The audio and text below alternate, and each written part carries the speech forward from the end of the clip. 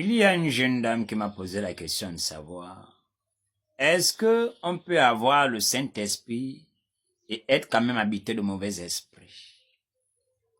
Il y a des gens qui n'ont pas compris.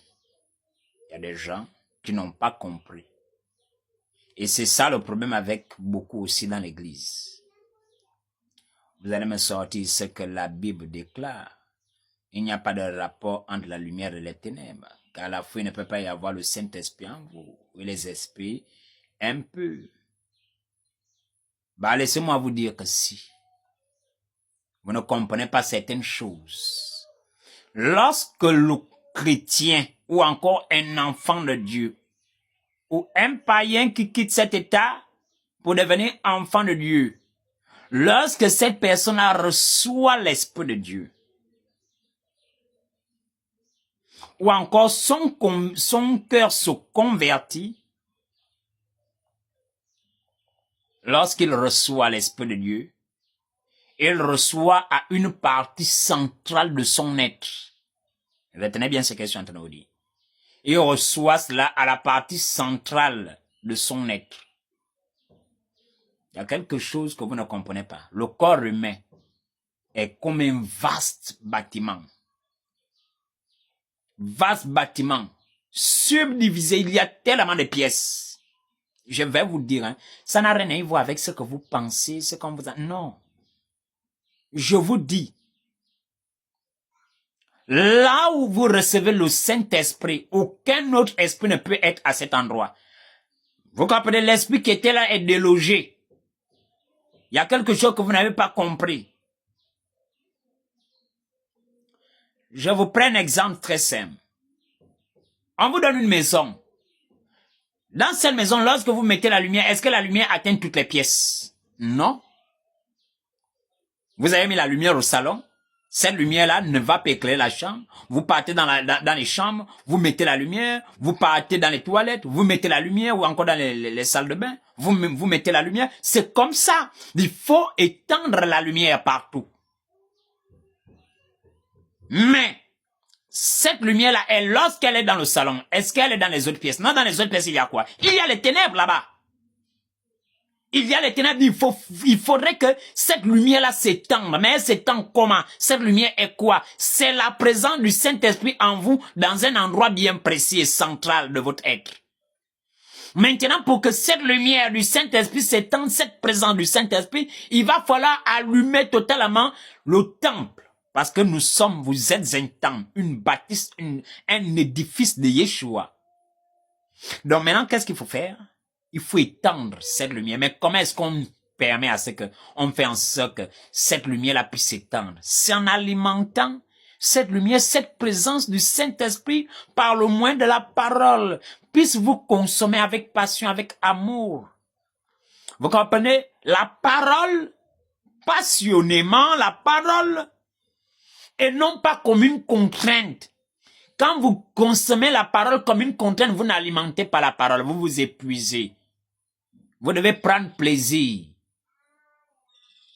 à méditer ça à ce moment-là, et seulement à ce moment-là que le Saint-Esprit reçoit. Et lorsqu'il reçoit, la lumière s'amplifie. Les esprits qui étaient là, je dis bien sans la prière, sa présence, le fait de l'alimenter par la parole, sa présence va s'étendre. L'endroit où il y avait des ténèbres, où il y avait encore même des maladies cachées, la maladie va sauter. Bam, ça dégage.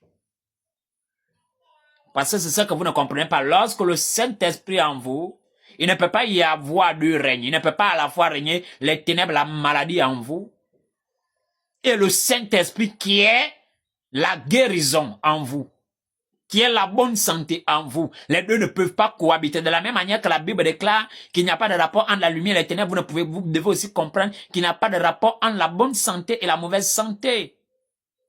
Entre la maladie et la bonne santé, là encore la guérison. Non, il ne peut pas y avoir de rapport. L'un doit dégager l'autre. Mais pour que la guérison ou encore cet état de santé puisse s'étendre partout, il va falloir commencer à allumer. Lorsque le Saint-Esprit arrive, il arrive sous la forme d'une graine. Ou encore d'une semence. Il faut alimenter. Parle-moi de la parole.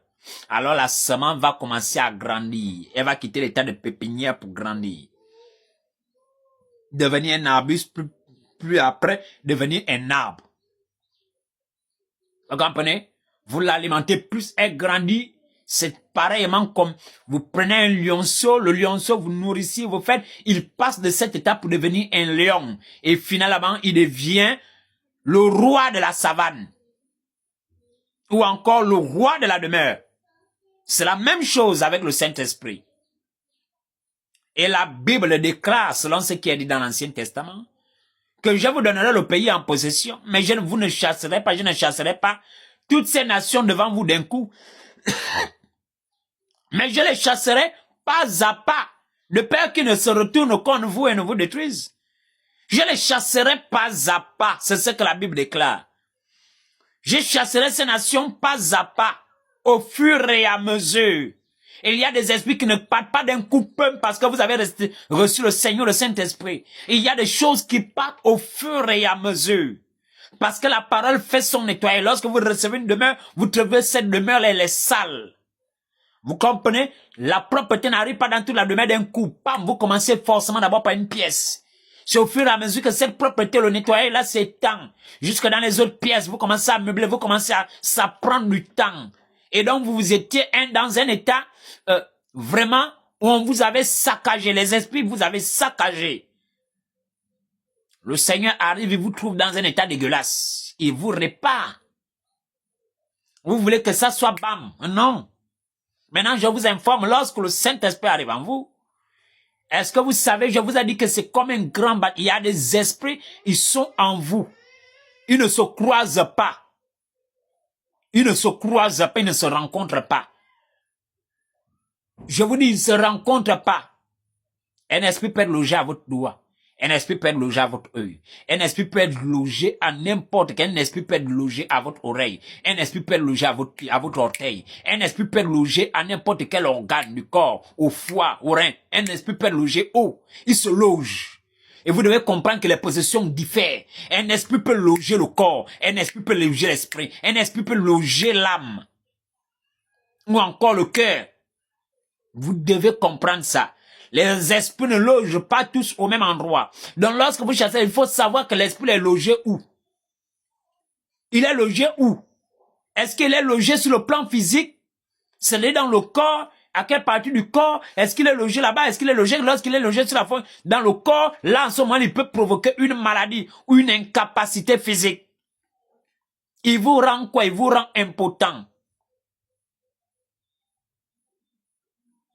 Vous devez comprendre ça. Est-ce que vous comprenez? Vous devez comprendre ça. Il arrive maintenant, il cause une maladie. Vous comprenez? Lorsqu'il quitte là, il arrive peut-être sur le plan, par exemple, de l'esprit, il peut créer de troubles. Vous comprenez? Lorsqu'il arrive dans le cœur, il crée un dérèglement émotionnel. Vous êtes toujours triste, vous êtes toujours triste, vous êtes toujours triste, vous êtes toujours triste, vous êtes toujours machin. Vous vous sentez toujours découragé, manque d'estime de soi, manque d'estime de soi, manque d'estime de soi. Vous savez, émotionnellement, ça va pas. Vous comprenez? C'est la raison pour laquelle les personnes qui sont souvent victimes du V, pour les femmes, victimes du V, ça permet de loger un type d'esprit qui permet notamment de dégrader l'estime de soi, de détruire cette estime de soi, de détruire l'identité propre de la personne, afin de pouvoir donner à cette personne une nouvelle identité et de se définir autrement et de marcher conformément à ça, parce qu'elle transporte en elle une douleur. Et dans cette douleur-là, l'esprit est logé et traîne la destinée de cette personne, traîne la vie de cette personne-là. C'est pour ça que vous allez voir la plupart des personnes qui étaient victimes du V, les femmes qui étaient victimes du V, elles tombent soit dans la prostitution, soit dans autre chose, elles sont sans cœur et non, elles veulent rien avoir avec tout ce qui est d'autre, même elles deviennent frigides. C'est beaucoup de choses qui arrivent. Vous comprenez? Voilà, lui, il faut savoir, le Saint-Esprit peut être logé avec d'autres esprits. Mais là où le Saint-Esprit est logé là, les esprits un peu ne peuvent pas venir là. Maintenant, à cet endroit, il faut alimenter le Saint-Esprit par la parole, il faut qu'il grandisse, qu'il devienne un lion. Et maintenant qu'il s'impose pleinement dans toute sa demeure, il dit, je veux voir personne. Il chasse tout le monde. Même les maladies vont fuir. Pam. Voilà.